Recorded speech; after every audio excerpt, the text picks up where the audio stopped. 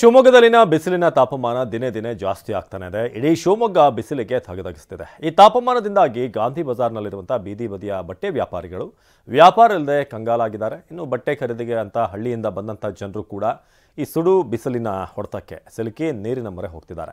ಆದರೆ ಗ್ರಾಮೀಣ ಪ್ರದೇಶದಿಂದ ಬಂದಂತಹ ಜನರಿಗೆ ಇಲ್ಲಿ ಕುಡಿಯುವ ನೀರಿನ ವ್ಯವಸ್ಥೆ ಇಲ್ಲ. ಒಂದು ಕಡೆ ಗ್ರಾಹಕರಿಲ್ಲದೆ ವ್ಯಾಪಾರಿಗಳು ಬೇಸರ ಹೊರಹಾಕ್ತಿದ್ದಾರೆ. ಮತ್ತೊಂದು ಕಡೆ ಖರೀದಿಗೆ ಬರುವಂಥ ಜನ ಕೂಡ ಇಲ್ಲಿ ಸೂಕ್ತ ನಿಲ್ಲೋಕೆ ನೆರಳಿನ ವ್ಯವಸ್ಥೆ ಇಲ್ಲ, ಕುಡಿಯೋ ನೀರಿಲ್ಲ ಅಂತ ಒದ್ದಾಡ್ತಿದ್ದಾರೆ. ನಮ್ಮ ಪ್ರತಿನಿಧಿ ಬಸವರಾಜ್ ಒಂದು ಪ್ರತ್ಯಕ್ಷ ವರದಿ ಕೊಟ್ಟಿದ್ದಾರೆ, ಬನ್ನಿ ನೋಡೋಣ. ಶಿವಮೊಗ್ಗ ನಗರದಲ್ಲಿ ಬಿಸಿಲಿನ ತಾಪಮಾನ ದಿನೇ ದಿನೇ ಏರ್ತಾ ಇದೆ. ಈಗಾಗಲೇ 34-35 ಡಿಗ್ರಿ ತಾಪಮಾನ ಏರಿದೆ. ಹಾಗಾಗಿ ಸಹಜವಾಗಿ ಕೂಡ ಶಿವಮೊಗ್ಗದ ನಾವು ಗಾಂಧಿ ಬಜಾರ್ ಇದ್ದೇವೆ. ಗಾಂಧಿ ಬಜಾರ್ ಅಂತ ಏನು ಬೀದಿ ಬದಿ ವ್ಯಾಪಾರಸ್ಥರಿದ್ದಾರೆ ಅವರು ಕೂಡ ಸಾಕಷ್ಟು ಕಷ್ಟಪಡ್ತಾ ಇದ್ದಾರೆ. ಅಂದರೆ ಈ ಬಿಸಿಲಿನ ಹೊಡೆತಕ್ಕೆ ಅವ್ರ ವ್ಯಾಪಾರ ಕೂಡ ಕುಸಿದು ಬಿದ್ದಿದೆ. ನಮ್ಮ ಜೊತೆ ಮಾತಾಡಲಿಕ್ಕೆ ಬೀದಿ ವ್ಯಾಪಾರಸ್ಥರು ಕೆಲವರು ಇದ್ದಾರೆ, ಅವ್ರ ಜೊತೆ ಮಾತಾಡ್ಸೋಣ. 15 ದಿನದಿಂದ ವ್ಯಾಪಾರ ಭಾಳ ಕಡಿಮೆ ಇದೆ, ಮತ್ತು ಬಿಸಿಲು ತುಂಬಾ ಜಾಸ್ತಿ ಇದೆ. ಜನ ಇವಾಗ ವ್ಯಾಪಾರ ಯಾಕಿಲ್ಲ ಅಂದರೆ ಬಿಸಿಲಿಗೋಸ್ಕರ ಯಾವ ಜನಗಳು ಬರ್ತಾ ಇಲ್ಲ, ತುಂಬಾ ಬರ್ತಾ ಇಲ್ಲ. ಆದರೆ ಬಿಸಿಲು ಕಡೆಯಿಂದ ಭಾಳ ತೊಂದರೆ ಆಗ್ತಾ ಇದೆ. ಜನಂತೂ ಯಾರು ಬರ್ತಾನೆ ಇಲ್ಲ ಜಾಸ್ತಿ.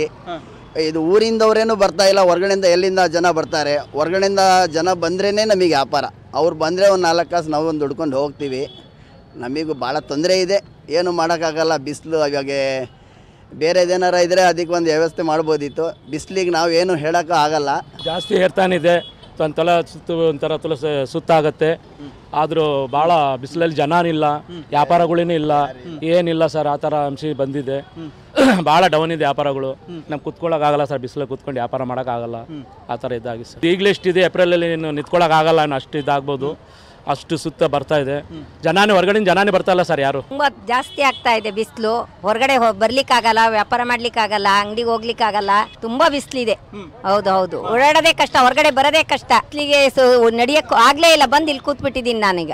ಸುಸ್ತಾಗಿ ಬಂದು ಕೂತಿದ್ದೀನಿ. ಕುಡಿಯಕ್ಕೆ ನೀರು ಬೇಕು, ಹಂಗ ಕೂತಿದ್ದೀನಿ. ಕಡೆ ಬಂದು ಬಿಸಿಲು ಓಡಾಡಕ್ ಆಗ್ತಾ ಇಲ್ಲ, ಕುಡಿಯೋ ನೀರಿನ ವ್ಯವಸ್ಥೆ ಇಲ್ಲ. ಹೋಟ್ಲ ನೀರು ಕುಡಿಬೇಕು ಅಂದ್ರೆ 20 ರೂಪಾಯಿ ಕೇಳ್ತಾರೆ. ಹಂಗಾಗಿ ನಾವು ಬಿಸಿಲು ಸುಧಾರಿಸ್ಕೊಂಡು ಇಲ್ಲಿ ನಿಂತಿದ್ದೀವಿ ಸರ್. ಈಗ ಹೊರಗೆ ಹಳ್ಳಿಗೆ ಹೋಗ್ಬೇಕು, ಹಳ್ಳಿ ಬಸ್ ಇಲ್ಲ, ಬಸ್ ಕಾಯ್ಬೇಕು. ಇಷ್ಟೆಲ್ಲ ಅದಾವ ನಮಗೆ. ರೈತರುಗಳಿಗೆ ಏನು ಮಾಡೋದು? ಬಡವ್ರು ಓಡಾಡೋದೇ ಕಷ್ಟ, ಮಾಡೋದೇ ಕಷ್ಟ. ಇಂಥ ಆಗಿದ್ದ ಪರಿಸ್ಥಿತಿ. ಈಗಲೇ ಹಿಂಗಲ್ಲ, ಮುಂದೆ ಜೂನ್ಗೆ ಭಾಳ ಬಿಸಿಲು. ಏನು ಮಾಡೋದು? ಏಪ್ರಿಲ್ ಭಾಳ ಬಿಸಿಲು. ಕಷ್ಟ ಸುಖ ಎಲ್ಲ ನಿಲ್ತಾ ಇದೀವಿ. ಈಗ ಏನು ಮಾಡೋದು? 12 ಗಂಟೆ ಓಡಾಡಕ್ಕಾಗ್ತಾರ, ನೆರಳು ನೋಡ್ತಾ ಇದೀವಿ. ಇಲ್ಲಿ ನಿಂತ್ಕೋಬೇಡ್ರಿ, ನಮ್ಗೆ ವ್ಯಾಪಾರ ಆಗಲ್ಲ, ಮುಂದೆ ಹೋಗ್ರಿ ಅಂತ ನಾವೇನು ಮಾಡ್ಬೇಕು ಸರ್? ಬೀದಿ ಬದಿ ವ್ಯಾಪಾರಿಸಿದರೆ ಅವರು ಸಾಕಷ್ಟು ಪರದಾಡುವಂಥ ಸ್ಥಿತಿ ಇಲ್ಲಿ ನಿರ್ಮಾಣ ಆಗಿದೆ. ಸಹಜವಾಗಿ ಮಲೆನಾಡಿನಲ್ಲಿ ಬಿಸಿಲಿನ ತಾಪಮಾನ ಜಾಸ್ತಿ ಆಗ್ತಾ ಇದೆ. ಜನರು ಕೂಡ ಬಿಸಿಲಿಗೆ ಬೆಚ್ಚಿ ಬೀಳ್ತಾ ಇದ್ದಾರೆ. ಕ್ಯಾಮರಾಮನ್ ಶಶಿಕುಮಾರ್ ಜೊತೆ ಬಸವರಾಜ್, ಟಿವಿ9 ಶಿವಮೊಗ್ಗ.